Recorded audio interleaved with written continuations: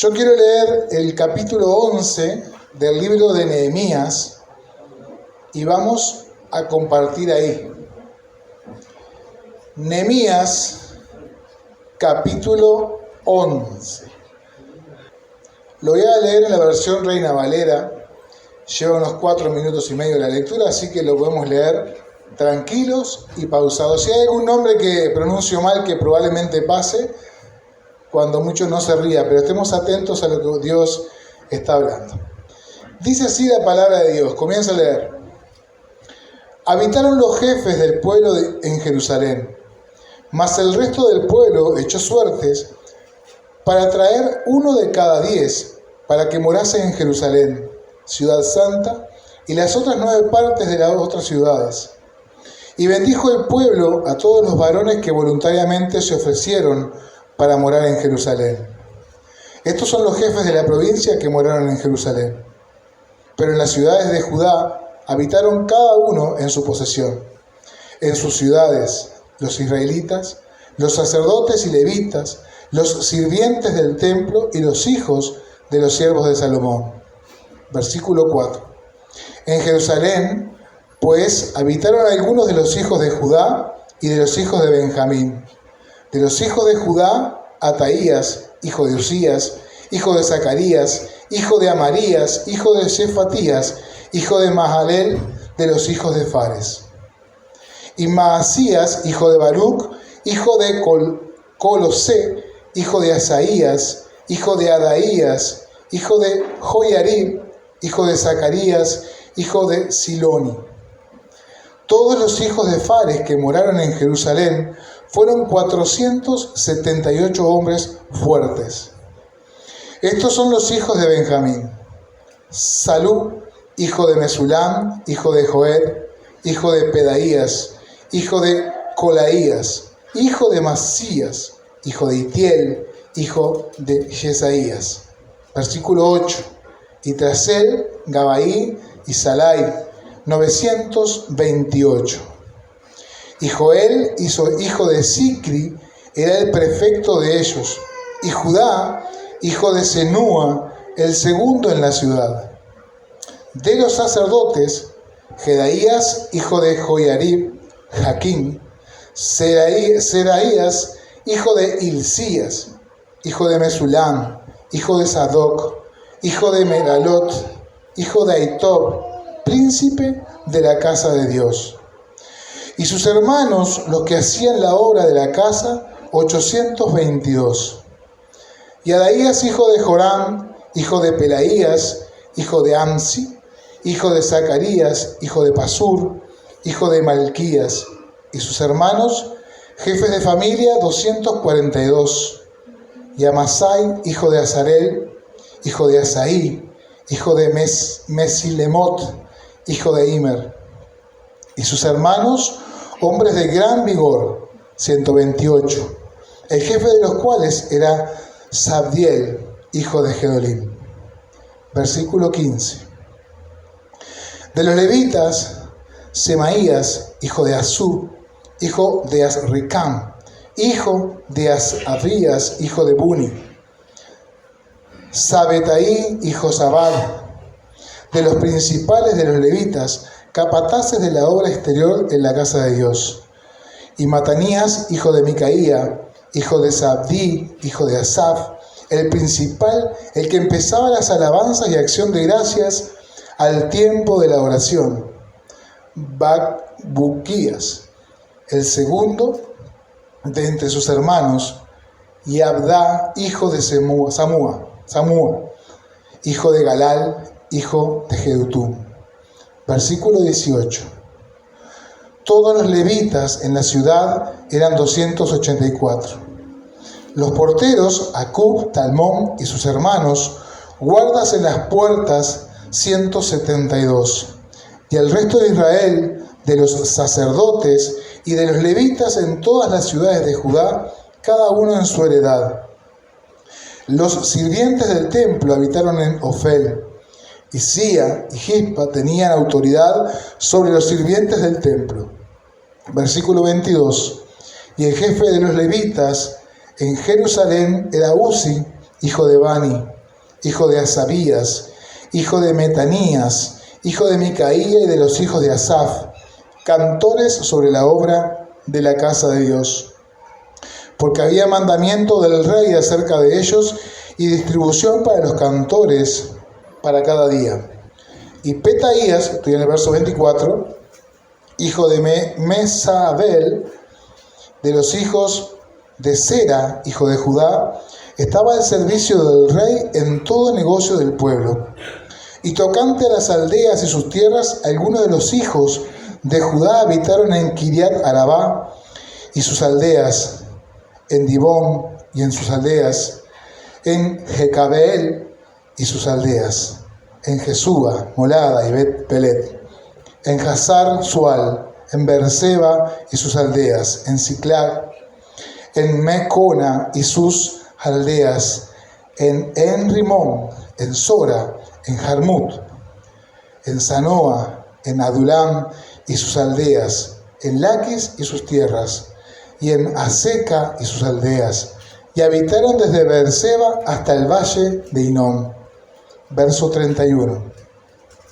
Y los hijos de Benjamín habitaron desde Geba en Micmas, en Afa, en Betel y sus aldeas, en Anatot, Nob, Ananías, Azor, Ramá, Gitaim, Adid, Seboim, Nebalat, Lod y Ono, valle de los artífices, y algunos de los levitas en los repartimientos de Judá y de Benjamín.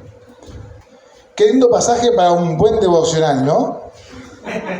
Este es el que elegimos todos para el miércoles. Saben que no es una genealogía, pero tiene muchos nombres y muchas ciudades, ¿sí?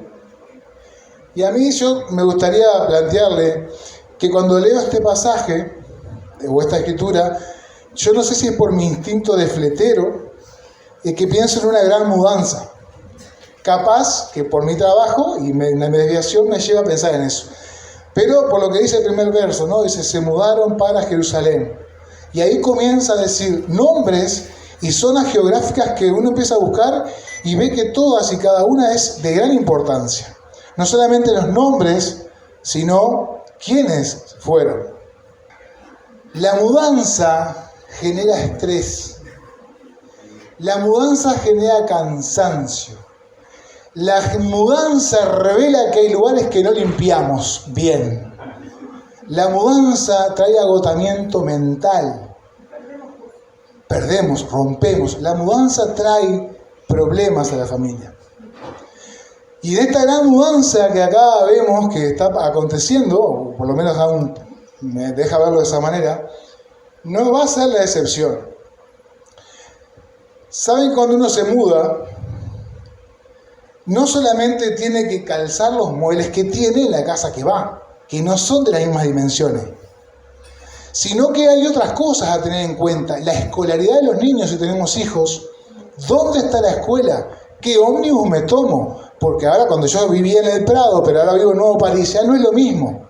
Si vivo en Toledo, o vivo en San Antonio, o vivo en Garibaldi y no me acuerdo la otra, es distinto para llegar al Parque Rodó. Entonces hay que ordenar el GPS en nuestra mente y eso sigue generando cansancio y estrés. Bueno, los que nunca se mudaron han sido liberados de esa presión.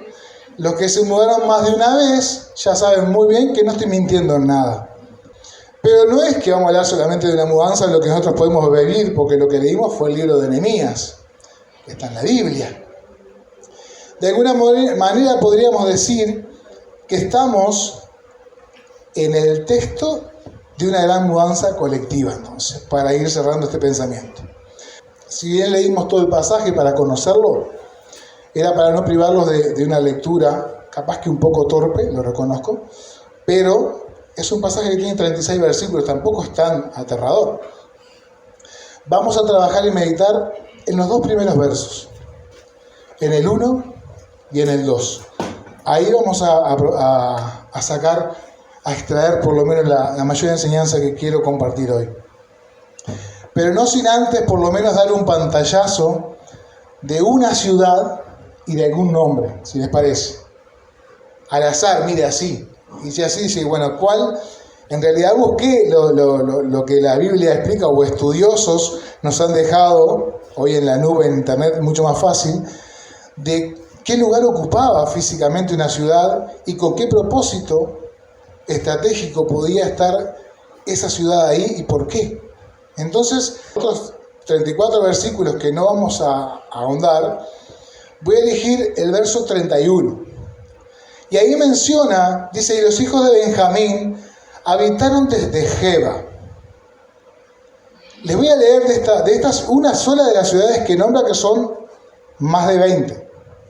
Dice así, Geba o Gueva, en los tiempos de Nehemías, el siglo V a.C., Geba fue una ciudad de vital importancia para la restauración de la comunidad judía tras el exilio, del exilio babilonio, sirviendo como uno de los asentamientos principales de la tribu de Benjamín y como referencia geográfica en el contexto de la reconstrucción de Jerusalén.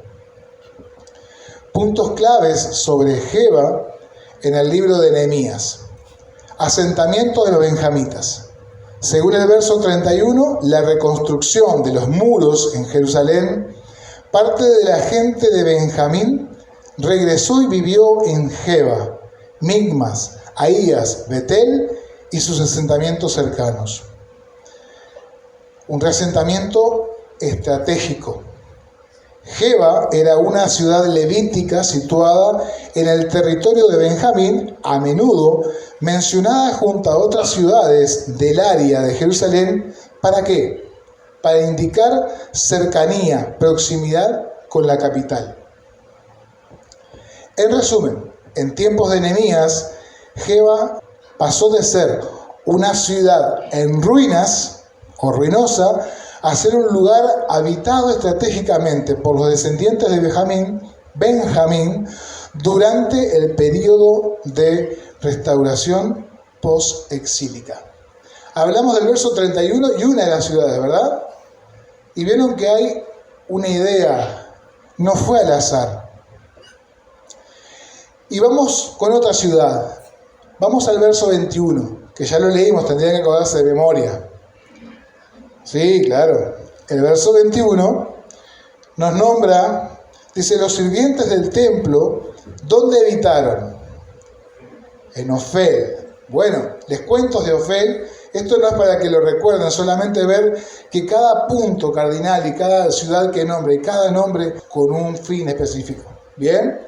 Dice así, en tiempos de Nehemías, el Ofel, o colina de Ofel, era una zona fortificada, elevada, situada en Jerusalén, específicamente en la ladera sur del monte del templo, Moriah, y al norte de la ciudad de David.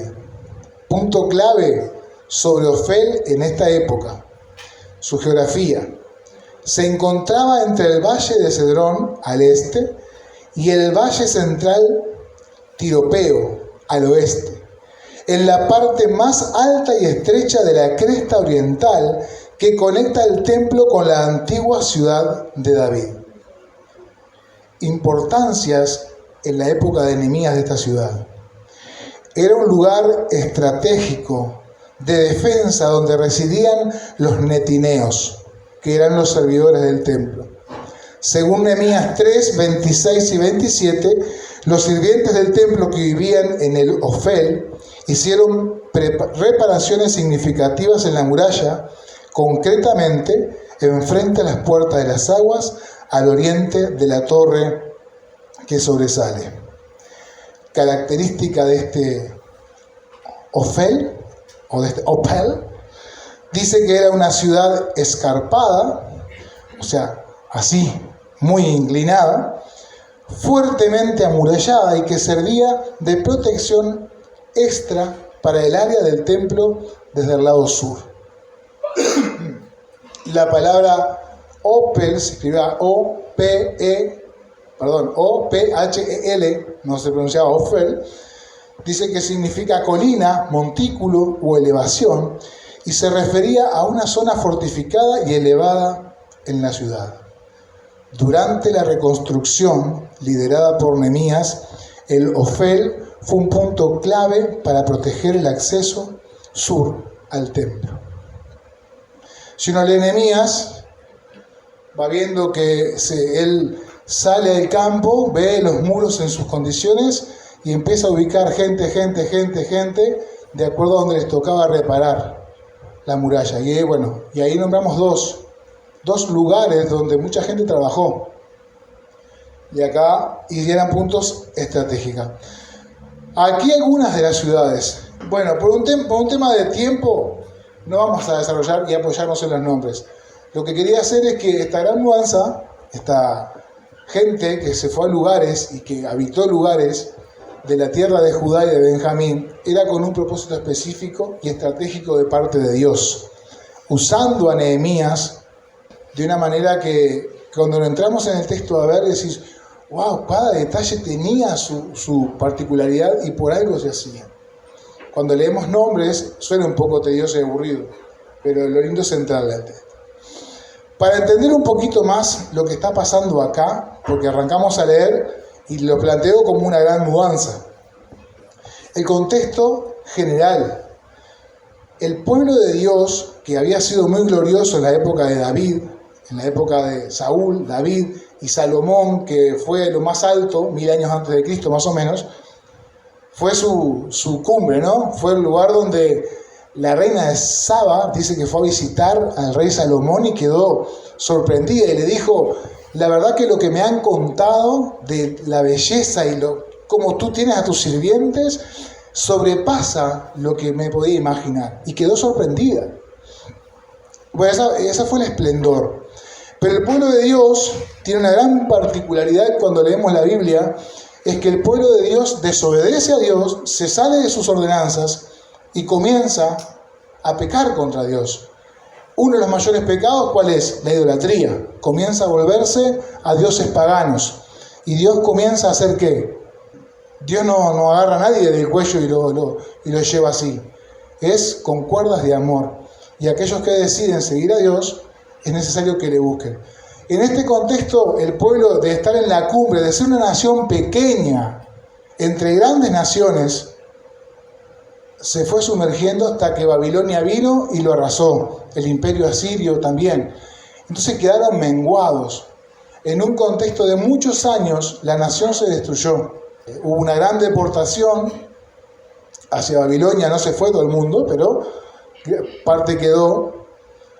Luego de 70 años de estar en Babilonia cautivos, hay un rey Ciro que autoriza a que el pueblo hebreo vaya y habite Jerusalén.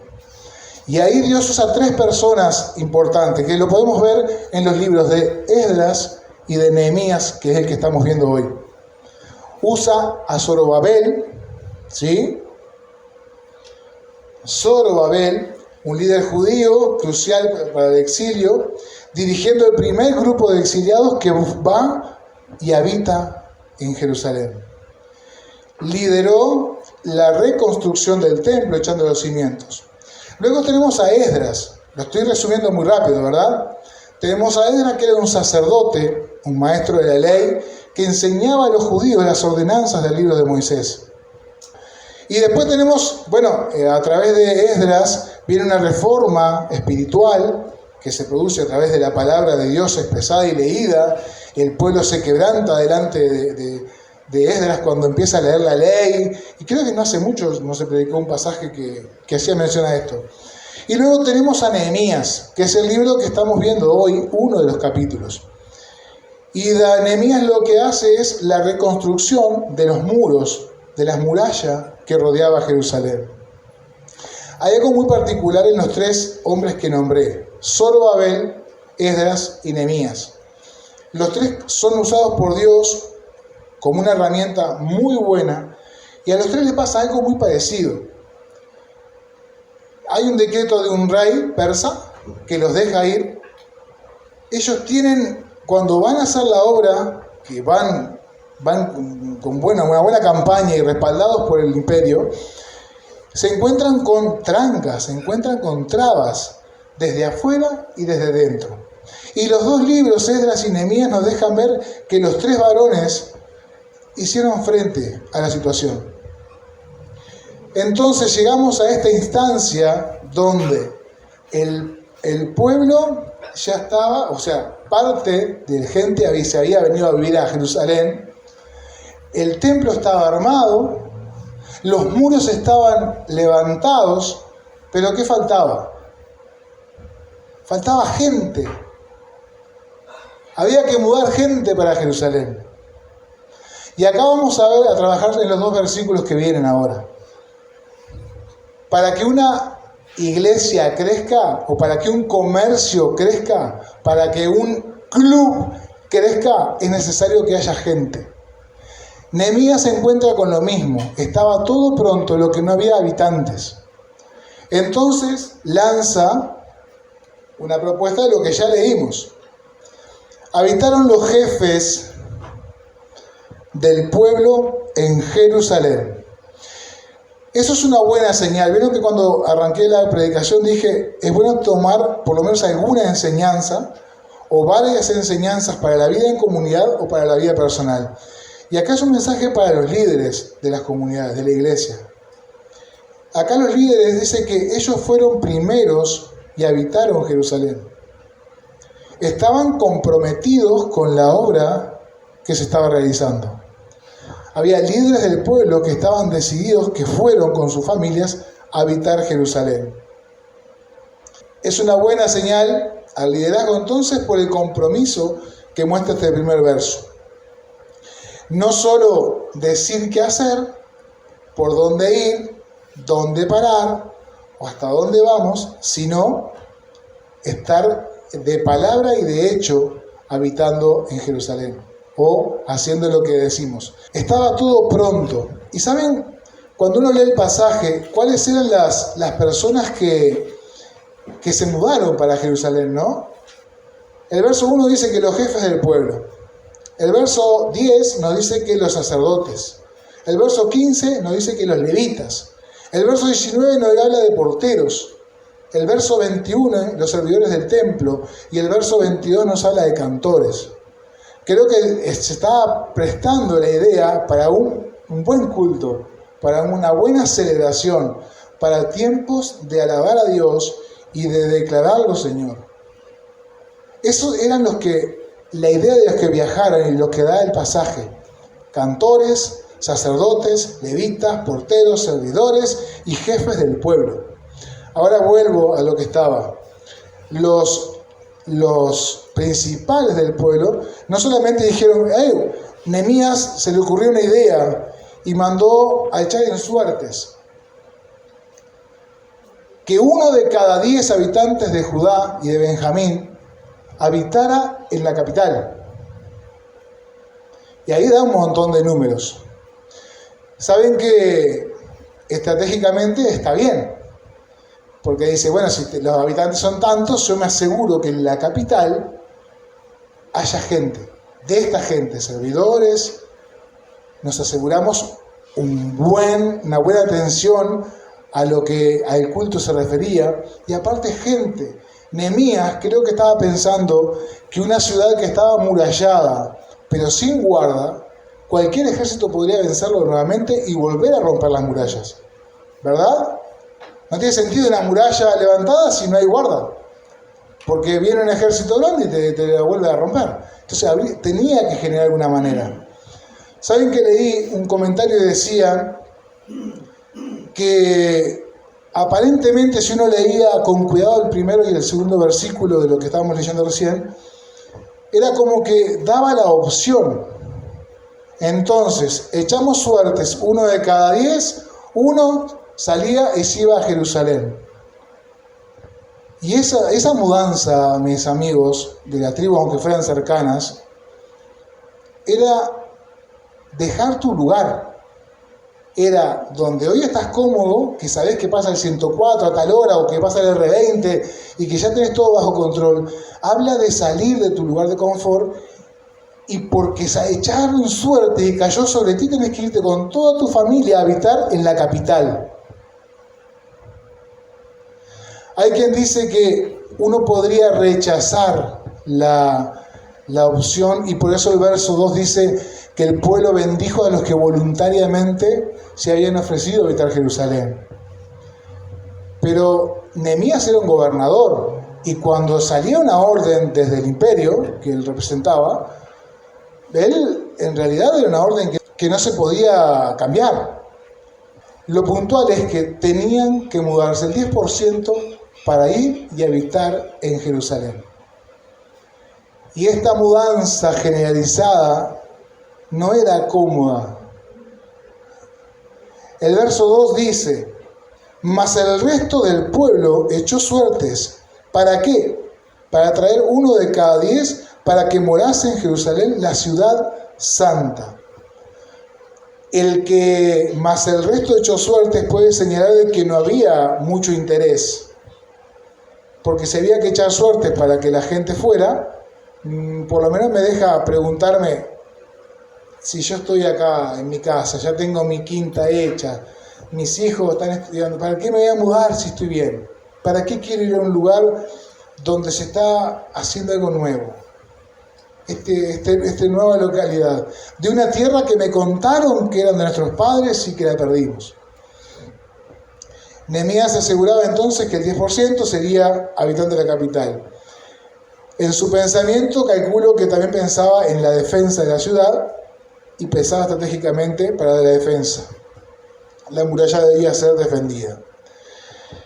Cuando dice aquí, mi hermano, para que morase en Jerusalén, ciudad santa, y las otras 9 partes en las otras ciudades. Y bendijo el pueblo a todos los varones que voluntariamente se ofrecieron para morar en Jerusalén. O sea que hubo gente, este es mi pensamiento, que salió sorteada y tuvo que ir a habitar en Jerusalén, y hubo varones o jefes de familia que decidieron ir voluntariamente a habitar Jerusalén, y eso generó en el pueblo un agradecimiento. Lo bendijeron. Hay unidad. Qué bueno que el pueblo se haya unido ahí para decir, vamos a bendecir a estos hermanos que decidieron dejar lo que estaban haciendo para sumarse al proyecto que Dios está esperando. Y se suman a la mudanza. Voluntariamente. Y esto sí que me hace pensar, voluntariamente. Si uno ve para adelante, o ve en lo que estaba aconteciendo el pueblo ahí, lo que estaba pasando con Esdras, con Nehemías, con toda la obra que Dios estaba desarrollando, ve lo que los profetas estaban anunciando y ve que es más adelante el tiempo. Y voluntariamente ir a habitar Jerusalén habla de lo que hoy puede vivir el ser humano como iglesia, de que voluntariamente quiere habitar la Jerusalén celestial, la que describe Apocalipsis 21. Dice que es una ciudad preparada por Dios donde no va a haber dolor, no va a haber tristeza, no va a haber llanto, como la morada eterna de aquellos redimidos, preparada por Dios tras la creación de un nuevo cielo y una nueva tierra. Así como en los tiempos de Nehemías había que mudarse a la Jerusalén para habitar, hoy también de repente estamos en un lugar cómodo y Dios nos está llamando a ser ciudadanos de esas nuevas Jerusalén, un nuevo cielo y una tierra nueva donde no hay dolor, y es lo que Dios ya tiene preparado para aquellos redimidos. ¿Cuáles son los redimidos? Aquellos que aceptaron a Cristo, aquellos que viven de acuerdo a las ordenanzas de Dios. Y así como en Nehemías vemos esa gran mudanza del 10%, ojalá haya más hoy gente sentada en los bancos, en las iglesias, o gente que puede llegar a los pies de Cristo y ser redimido por Él para esa mudanza eterna. Esa es la idea, o por lo menos es lo que podamos poblar, así como Nehemías tenía la visión de poblar la Jerusalén, que Dios pueda poblar esa ciudad nueva que ha preparado desde antes. Esa ciudad que gritaba Zacarías y que decía que más adelante sería cumplido. Me gustaría hacer un poquito de silencio y poder hablar con Dios y plantearnos que quizás estamos viviendo lejos de Jerusalén, o quizás estamos mudándonos a Jerusalén, o quizás ni siquiera se nos pasó por la mente el hecho de habitar el lugar que Dios ya tiene preparado para aquellos que reciban a Cristo. Y el hecho de parar, de detenerse y pensar este es un pasaje de historia que nos habla de lo que pasó a este pueblo en ese retorno. Y la humanidad entera va caminando hacia una eternidad, para vida con Cristo, para muerte sin Él. La idea es que podamos ser ciudadanos de esa nueva Jerusalén, y esa es una decisión que tomamos nosotros. Y podemos alegrarnos y bendecirnos por la decisión que toma cada uno de seguir adelante con esa idea, con esa gran mudanza. Y al igual que una mudanza genera cansancio, al igual que genera incertidumbres y nuevos GPS, en este viaje de la vida que emprendemos también. La pregunta es si queremos ser ciudadanos de esa nueva Jerusalén. Hay solamente un camino, es mudarse a través de Cristo. Él es el fletero, Él es el que nos lleva a esa Jerusalén que Dios ya preparó. No es Daniel, gracias a Dios. Es un viaje seguro. Va a frenar donde hay que frenar y cruzar donde hay que cruzar. Y tenemos toda nuestra vida para ir aprendiendo y decir, Señor, voy contigo. Yo soy un redimido y quiero habitar en Jerusalén. Y que el resto de mis hermanos bendiga y se anime a ir a habitar esa ciudad. Padre, te ruego en el nombre de Jesús que en los corazones de cada uno de nosotros, Dios, se ha escuchado tu palabra, tu voz, y que se pueda ir abriendo cada día más nuestras vidas a lo que tú nos llamas a hacer con nuestras vidas. Como decían hoy, tú nos atraes con cuerdas de amor, nos hablas a nuestro interior. Solo resta que prestemos oído y abramos nuestros oídos espirituales a tu voz. Te ruego que cada uno de los presentes pueda meditar y pensar en esta mudanza, o pensar en dónde está. Si ya está sabiendo ser redimido y habitante de Jerusalén, si está por fuera o si lo está pensando. Eso es muy personal. Te ruego que nos animes, Dios, a tomar las decisiones de como iglesia, poder bendecir a esos valientes que deciden voluntariamente volverse a ti, Señor. Gracias te doy, bendice lo que resta en la reunión, en el nombre de Jesús. Amén.